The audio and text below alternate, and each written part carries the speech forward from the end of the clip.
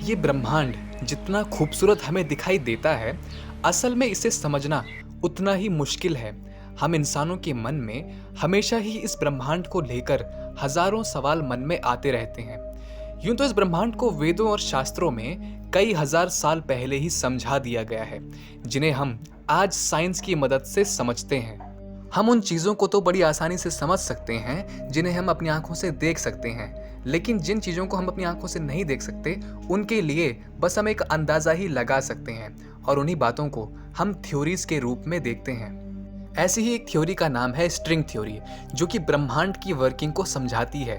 String theory का maths इतना ज़्यादा कॉम्प्लेक्स है कि कभी कभार ये बताना मुश्किल हो जाता है कि स्ट्रिंग थ्योरी क्या कहना चाहती है, पर फिर भी मैं आपको इसका एक बेसिक आइडिया, जिसके ऊपर पूरी स्ट्रिंग थ्योरी आधारित है, वो आसान भाषा में समझाने की कोशिश करूंगा। तो चलिए इस वीडियो को शुरू करते हैं।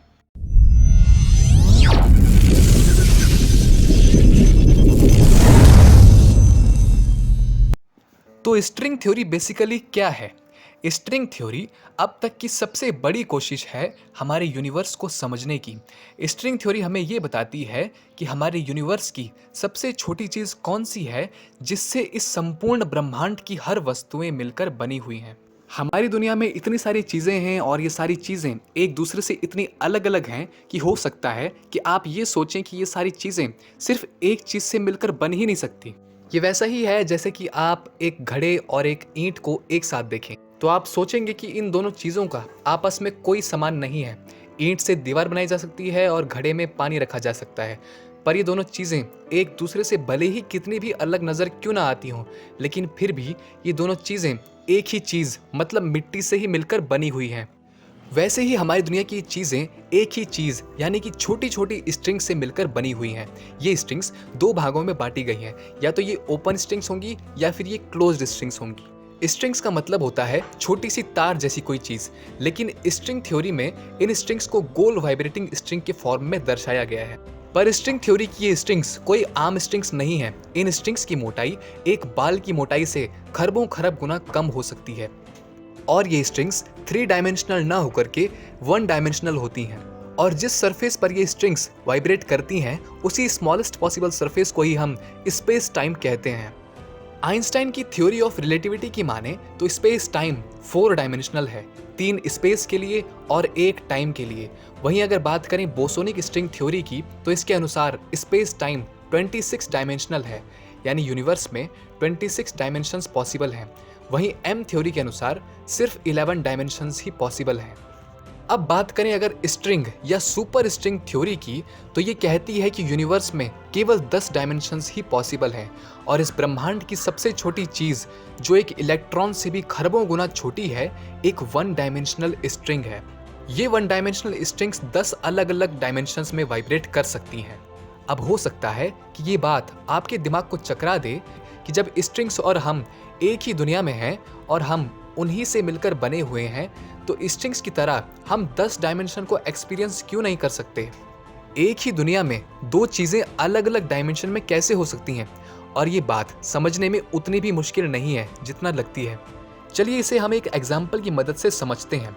इस एग्जाम्पल में मैं आपको हमारे और एक चींटी के बीच फर्क दिखाऊंगा कि चींटी हमसे छोटी होने की वजह से कैसे उन चीज़ों की छुपी हुई डायमेंशन को देख सकती है, जिन डायमेंशन को हम बड़े होने की वजह से नहीं देख सकते। इस एग्जाम्पल का मकसद ये है कि आप ये अंदाज़ा लगा सकें कि अगर चींटी हमसे सिर्फ थोड़ी सी छोटी होने की वजह से ही 1-2 डायमेंशन ज़्यादा देख सकती है, तो स्ट्रिंग हमसे खरबों गुना ज़्यादा छोटे होने की वजह से 10 अलग अलग डायमेंशन को एक्सपीरियंस क्यों नहीं कर सकती? तो चींटी कैसे उन चीज़ों की छुपी हुई डायमेंशन को देख सकती है जिन्हें हम बड़े होने की वजह से नहीं देख सकते? तो इस चीज़ को ध्यान से देखिए। इस चीज़ की लंबाई बहुत ज़्यादा है, लेकिन चौड़ाई और गहराई बहुत कम है, इतनी कम कि आप इसे देख ही नहीं सकते। तो अगर मैं आपसे पूछूं कि ये रॉड कितनी डायमेंशनल है, तो क्योंकि इसमें सिर्फ लंबाई है, तो आप कहेंगे कि ये 1 डायमेंशनल है, क्योंकि आपको उस रॉड की सिर्फ एक डायमेंशन ही नज़र आ रही है, इसलिए आप उसे 1 डायमेंशनल ही कहेंगे। पर अगर यही बात मैं उस चींटी से पूछूं, तो उस चींटी के अनुसार वो रॉड जिस पर वो चल रही है 3 डायमेंशनल है। क्योंकि वो चींटी उस चीज के आगे पीछे, दाएं बाएं और ऊपर नीचे भी जा सकती है। यानी कि चींटी छोटी होने की वजह से उस रॉड की तीनों डायमेंशन को महसूस कर सकती है और हम बड़े होने की वजह से उस तार की सिर्फ एक डायमेंशन को ही देख सकते हैं। या तो हम उस तार के आगे जा सकते हैं या फिर पीछे जा सकते हैं। तो उसी तरह इस दुनिया में बड़े होने की वजह से हम 3 डायमेंशनल हैं और हम 3 डायमेंशन में ही चल सकते हैं। लेकिन स्ट्रिंग्स बहुत ज़्यादा छोटी होने की वजह से 10 अलग अलग डायमेंशंस को एक्सपीरियंस कर सकती है और वो 10 अलग अलग डायमेंशंस में भी वाइब्रेट कर सकती हैं। और इन स्ट्रिंग्स के वाइब्रेट होने पर ही ये डिपेंड करता है कि कौन सी चीज़ कैसी होगी, क्योंकि इन स्ट्रिंग्स के अलग अलग फ्रिक्वेंसी में वाइब्रेट करने की वजह से ही ये स्ट्रिंग्स नए पार्टिकल्स को जन्म देती हैं और उन अलग अलग पार्टिकल्स का मिलकर के अलग अलग पैटर्न्स को फॉलो करना ही ये डिसाइड करता है कि कौन सी चीज़ कैसी दिखेगी, कौन सी चीज़ ज़्यादा मुलायम होगी तो कौन सी चीज़ ज़्यादा सख्त, और कौन सी चीज़ सॉलिड होगी या कौन सी चीज़ गैस। यानी कि ये सब इस बात पर डिपेंड करता है कि ये स्ट्रिंग्स किस फ्रिक्वेंसी पर वाइब्रेट कर रही हैं। तो जैसे कि एक गिटार की थोड़ी सी स्ट्रिंग्स अलग अलग तरह से वाइब्रेट करके अनगिनत म्यूजिक बना सकती है, वैसे ही ये स्ट्रिंग्स अलग अलग तरह से वाइब्रेट करके अनगिनत पार्टिकल्स को जन्म देकर अनगिनत चीज़ें बना सकती हैं। तो ये यूनिवर्स एक गिटार की तरह है जिसकी स्ट्रिंग्स को हिलाकर म्यूजिक की तरह से ये दुनिया बनाई गई है, जैसे कि स्ट्रिंग थ्योरी के साइंटिस्ट मिचियो काकू ने कहा था। We now, for the first time in history, have a candidate for the mind of God.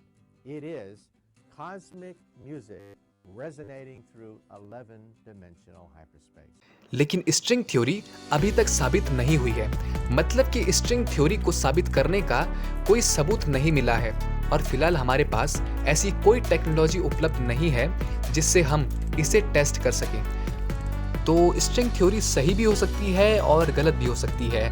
अगर स्ट्रिंग थ्योरी सही हुई तो हम हमारे इस यूनिवर्स को बहुत ही आसानी से एक्सप्लेन कर पाएंगे और हमें यकीन है कि स्ट्रिंग थ्योरी की ये थ्योरी ब्रह्मांड के विज्ञान को समझने में कारगर साबित होगी। तो दोस्तों, इसी के साथ आज की इस वीडियो में बस इतना ही। मैं मिलता हूँ आपसे इसकी नेक्स्ट वीडियो में और नई इंटरेस्टिंग टॉपिक के साथ। तब तक के लिए थैंक्स फॉर वॉचिंग।